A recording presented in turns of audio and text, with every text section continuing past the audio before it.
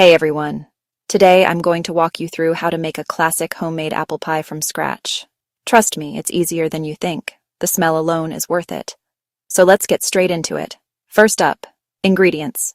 6 to 8 medium apples. Peeled, cored, sliced. Granny Smiths are my go-to, or use your favorite. For the crust, you can use store-bought if you're in a hurry, but making your own is honestly a game changer. Flour, cold butter, salt, ice water, and for the filling, sugar, cinnamon, nutmeg, lemon juice, a sprinkle of flour to thicken things up. Let's start with the crust. 2½ cups of flour with a teaspoon of salt. Cut in 1 cup of cold cubed butter. Use a pastry cutter. Or your hands until it looks like chunky sand. Slowly mix in 6 to 8 tablespoons of ice water, just until the dough holds together. Split it in half. Wrap each piece in plastic. Chill for at least 30 minutes. Trust me, chilling makes rolling out way easier. While the dough chills, let's tackle the filling. Toss your sliced apples, 3/4 of a cup of sugar, 2 tablespoons of flour, 1½ teaspoons of cinnamon, a pinch of nutmeg, a tablespoon of lemon juice. Mix it all up until the apples are nicely coated. Now preheat your oven to 425 degrees Fahrenheit.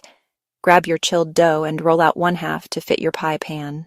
Gently lay it in, letting the edges hang over. Pour in that gorgeous apple filling.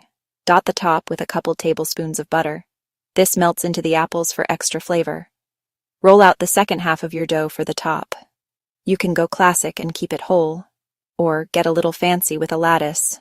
Weave strips over and under.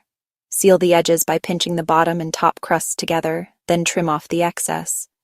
Don't forget to cut a few slits in the top if you're using a full crust. This lets steam escape. Brush the top with a beaten egg for that golden finish. Pop the pie into the oven and bake for 45 to 50 minutes. If the edges brown too fast, just cover them with foil. When the crust is golden and the filling bubbles, you're done. Let the pie cool so the filling sets. Then slice it up and serve, preferably with a scoop of vanilla ice cream. Give it a shot and tell me how it goes. Thanks for baking with me. See you next time.